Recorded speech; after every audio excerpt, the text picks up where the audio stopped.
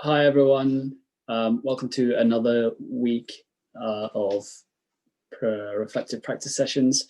So today we'll be kicking off a new brief, which is all about routines and rituals. So we're going to be looking to build on a lot of the work that we've done in the past couple of weeks, just thinking about all these different topics when it comes to community engagement, talking to your client, building this idea of designing as a reaction to or product of the kind of the things that are going on around you, wider social context.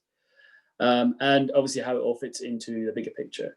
But I think this time we're going to be focusing on something that's a little bit kind of smaller, that's just a lot more about rituals and routines. So the intention behind today is to kind of get you to think a little bit more about the things that you do every day. And I think everyone has these kind of little different moments or different routines, whether that's kind of thinking about your first thing that you do when you get out of bed is when you look at your phone. I mean, I'm guilty of doing that, or whether it's cycling a specific route to class or making a cup of tea at a specific time in the afternoon. These are all kind of examples of some very standard examples of routine. And I think the thing that is important to remember when you're talking about your routines today is that the idea of routine is not something that comes immediately to us. It's almost by definition something that we do subconsciously without thinking too much about. It's become such kind of practiced thing that we don't need to think about too much. So always try to think a little bit more about the details of what is, of what that routine means, what the small steps in between. And obviously, what does this routine mean to you specifically? So I'm just going to share my screen.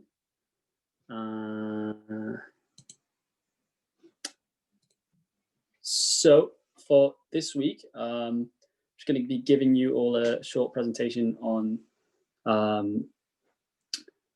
some examples and some kind of provocations for you to think a little bit more about routines and rituals. So when it comes to routine, it can mean a lot of things, but I think specifically when you think about it as a designer, it can usually just mean a repeated set of movements or patterns that you can see. And I think one of my favorite examples of this is the use of desire lines or desire paths by people, but also how architects and urban planners react to it as well, landscape architects and urban planners specifically. So this is something that you might have noticed on your everyday experience of walking in and around the city. And it's something that's kind of international. You often see it in places like this, where you have like, these footpaths, which have a specific gate that you're supposed to walk through, but you can just walk around it. And I think it's a really interesting kind of phenomenon that you see. And it's an international thing, you see this thing all around the world. And and as a result, it has kind of these different names, different definitions or different translations really based on the context. And some of these, my favorite lists are, desire paths, free will ways, cow paths, pirate paths, beast trails, donkey paths, and elephant trails, social trails. I don't know if I mentioned that already, but these are some of the names that kind of I've come across in kind of my research about this and thinking a little bit more about what this means and how this looks across the world. And these are almost all of these are different translations of it. This is an example in Brazil. As you can see, kind of like these big, vast open expanses, you can clearly start to see these desire lines making their way, across these open spaces. And I think it's worth highlighting that these paths are a result of the repeated treading of routes, which are normally either the fastest, shortest, or most desirable or most efficient on a green space. There is not necessarily always such a direct and straightforward logic to them, but I think it's really interesting to see how these kind of processes of wear are kind of almost highlight the routines that people have and kind of in the ways that they use space and how they change that based on their own routines. And I think that these paths are obviously a key demonstration of how routine can be a big part of your design process. The idea of like thinking about how you engage with your client and how can you respond to these kind of challenges or these ideas based on that.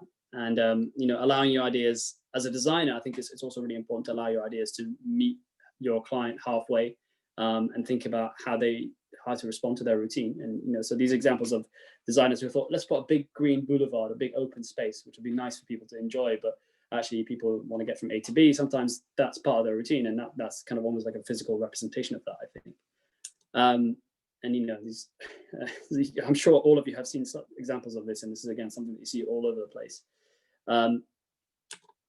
And like I said, it's an international phenomenon. I don't know how many of you are familiar with Reddit, but I only found out today while I was putting this presentation together that there's a Reddit page which has 230,000 members, sorry. And it's just people sharing really nice examples of, desire lines. Yeah, I love it. It's great. Just thought I'd put this out there if anyone's interested in really taking this to the next level.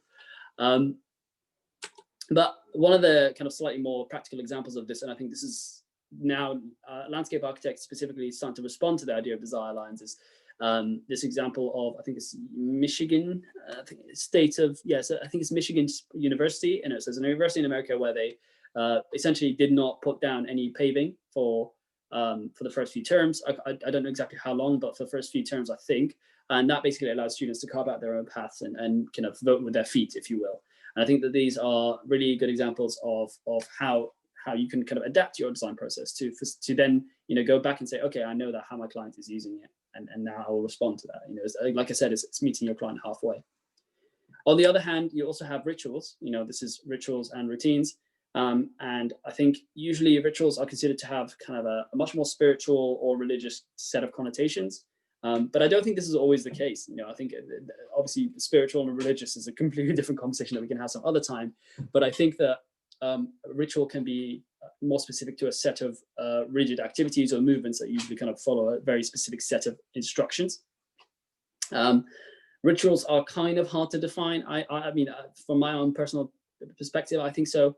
But I would personally like to challenge you all to think a little bit about the idea of these rituals and how they form part of your everyday life, if at all, and at what point, are your routines even considered rituals? That's also another question that I think I would be happy to ask, and more on that at the end of this very short talk presentation.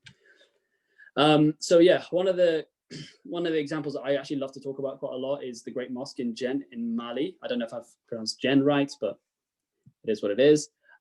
So this is located in southern Mali. It is a mud brick mosque that is a big part of the community. And there's an entire kind of like town or village that's built around this. And it's really a big part of their, like, let's say, collective rituals and everyday routines as well. And I think it provides an obvious religious function. It's a mosque, you go there to pray 5 times a day, but I think it also provides a really key social space for the community. It operates as so much more than a mosque, and when it's not being used for prayer. The entire settlement or village or town is kind of built around this mosque, so it is very much like a focal point for the community. But as the structure is made of mud, every year just before the rainy season, which I think is around April, there's a huge undertaking that happens as part of the community by the community. So this is a one-day event called the crépissage. I'm sorry, my French is really bad, but it basically means the plastering. And so this brings everyone together without fail. It's just this wonderful event, which is just kind of like a big, almost festival. So it's this kind of routine that's become part of the building. The idea that it has to be maintained through this act of collective sort of rebuilding or plastering. And it's succeeded in keeping the building standing for just over 110 years. I think it's well over 110 years. It's built in early 20th century, early 20th century, I think. And I think, yeah, like I said, you can see this is very much a collective effort. Everyone kind of rolls their sleeves up, and it's interesting how this has become part of the routine in a way that goes beyond just being a ritual. It's something that has helped them form not only their kind of like cultural identity, but the collective community as a result of coming together and needing to maintain the structure, because like I said, it's such a focal point for their community. And some of you may have noticed some of the details in the structure. So some of the spiky kind of bits that you can see, I mean, these are aesthetic, but they're also a really key point, as you can see, for some of the builders to be able to get further kind of purchase, but also pull themselves up and be able to like stand on top of the structure, as you can see here.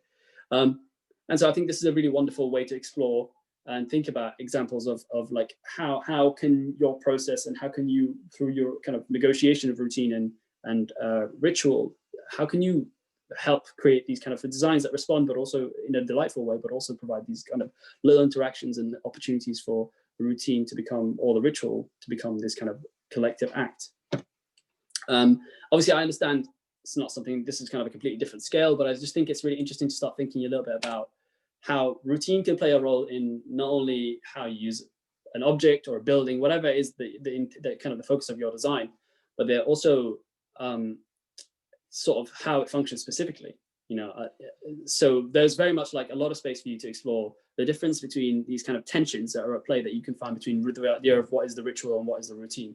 And that can be at a set of different scales, at a set of different temporalities. You know, it doesn't, whether, you know, it doesn't mean just because you're talking about a routine or ritual that you're talking about every morning. It could be something that you do before bed, or it could be something you do around midday, or it can be something you do every year. You know, the act of going to a specific fireworks display on bonfire night every night, that's a routine. It's just it's a much more well drawn out routine. And, you know, whether it's just also for one person or for a community, like in these both examples, I tried to get balance of that. So I guess my questions for you this week are 3 questions again, and you know, I'll go through them and they'll be in the presentation. But so the first question is, can you design for routine, or is routine something that you can only facilitate? You know, is the act of design for routine prescriptive, or is it kind of a conversation? Just in the example that you saw with some of the landscape architects starting to let the client ultimately decide how these routines are forged, or how these kind of spaces are responding to a set of routines.